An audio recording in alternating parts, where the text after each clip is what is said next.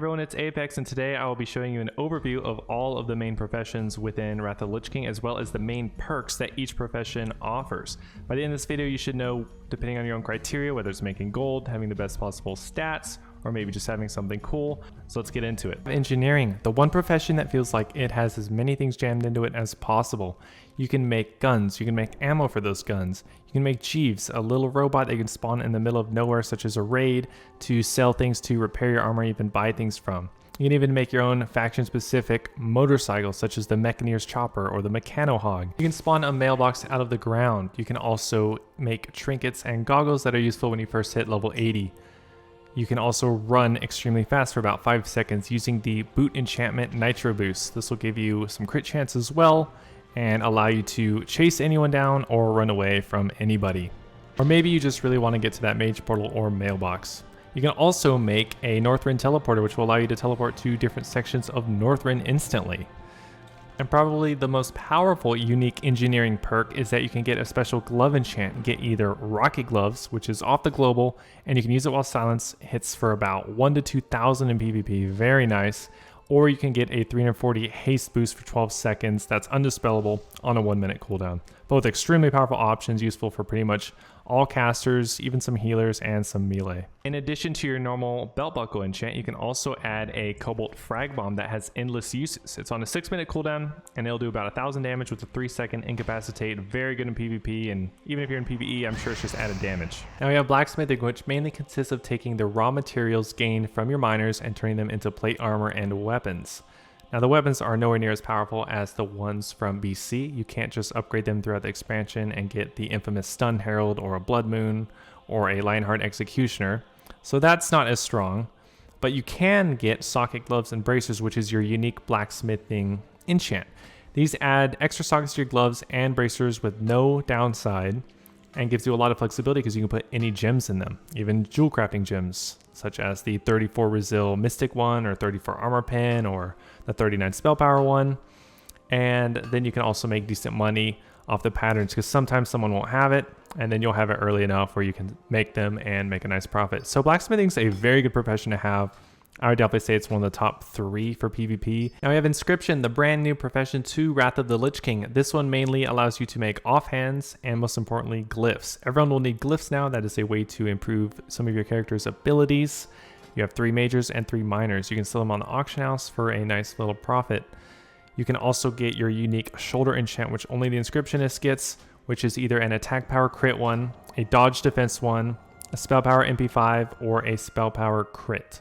So those are all nice, but if you're PvPing, for instance, there are resilience options and you'd much rather be using that. Now we have Enchanting. This hasn't changed too much from BC to Wrath, but you can still make great enchants as well as disenchant things to sell for a profit or to use in those enchants. You also have your unique enchant ring, which only you, the enchanter, get, which is either stamina, attack power, or spell power. And you also, with the addition of Wrath, which brought in Inscription, you can make these armor or weapon enchantment vellums, which will allow you to put the enchant into a scroll to then sell on the auction house. Very convenient, and also will allow you to make more money. Leatherworking mainly involves taking the hides from dead animals and turning it into leather and mail armor. You can also make these very popular leg enchants. One is attack power and crit, which is very popular among DPS in PvE and PvP, as well as a stamina agility one for tanks in PvE. But most importantly, you can get your unique bracer enchant, and leatherworkers have quite a few options. You can get your normal stamina, attack power, or spell power, or you also have the option of all 5 resistances.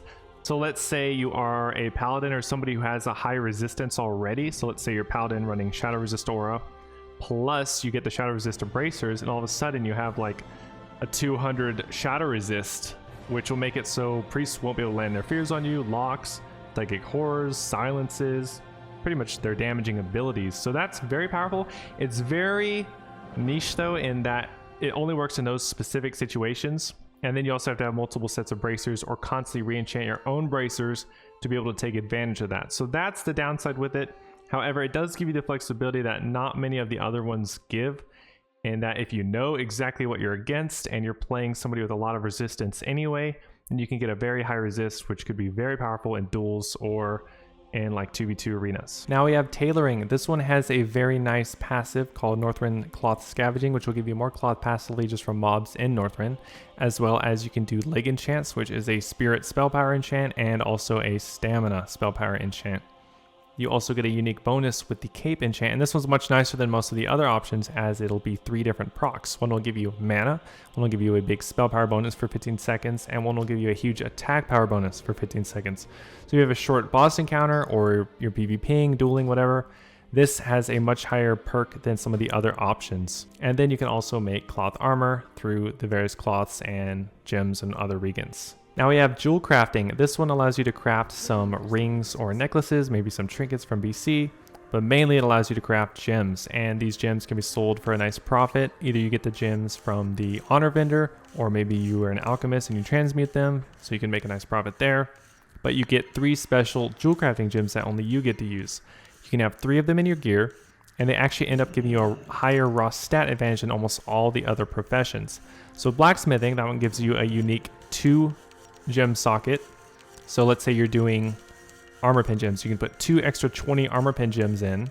But if you're doing Jewelcrafting, you can get 3 armor pin gems. So normally you'd get 3 20 armor pin gems, but now you can get 3 34s. So you end up getting 14 more armor pin per gem, which leads to a bonus of 42 armor pin versus the 2 blacksmithing gems, which will give you 40.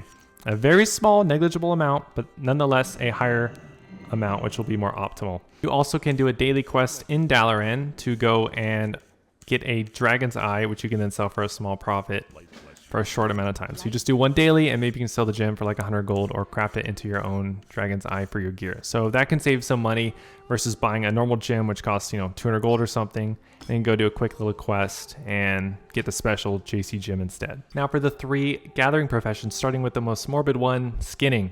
This one involves removing the hides of dead animals and then turning them into leatherworking armor and leg enchants. This one will give you a 40 crit rating perk, which is on the worst end out of all these perks, as if you're playing, let's say, a caster, you probably want spell power, or maybe you're PvPing, you want Resil or armor pin gems. So this one has a very narrow bonus, and really it doesn't make a ton of money, as you could just be doing so many other things to get money, and the other gathering professions probably give you more anyway.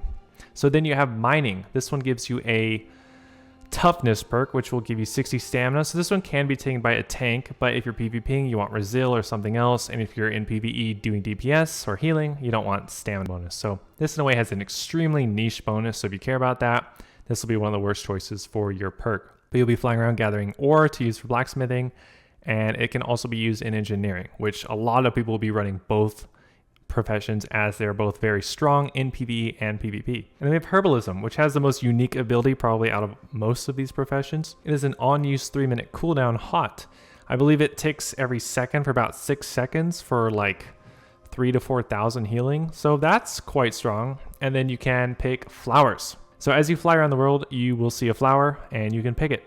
And you can sell it or you turn to potions. So hey, that's not too bad. I would say that's probably the best gathering profession for PvP. Maybe if you're a tank in PvE, that's really good. Maybe like a tank would want lifeblood plus mining or jewel crafting or something. Now we have alchemy. This one mainly consists of taking the flowers picked from your friendly herbalists and turning them into potions and flasks.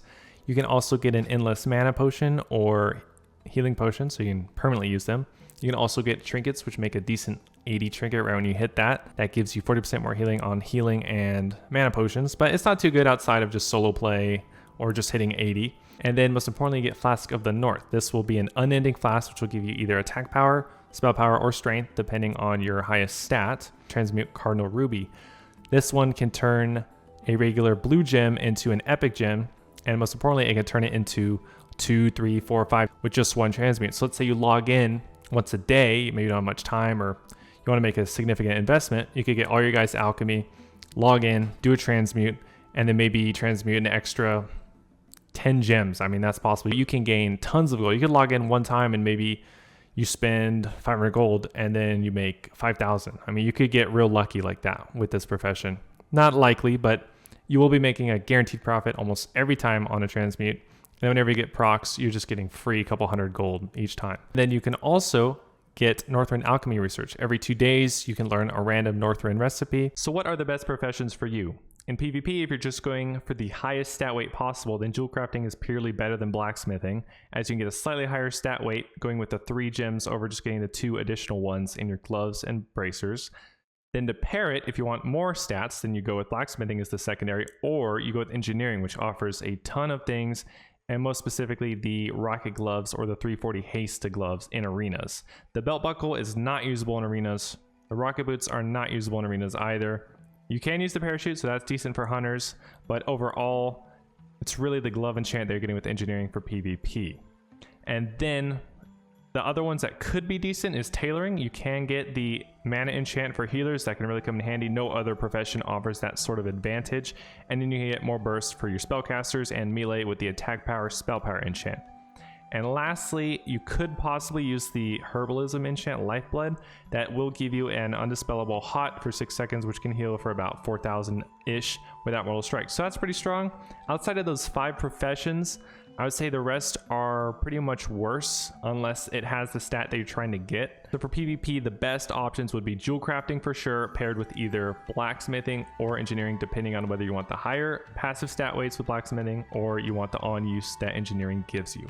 Then for PvE, you can basically get any of the professions that are giving you the stat you're looking for. Jewelcrafting and Blacksmithing are going to give you the most flexibility, as let's say you need an armor penetration stat, then you can just gem 34 armor pen gems as well as in your gloves and bracers with those 2.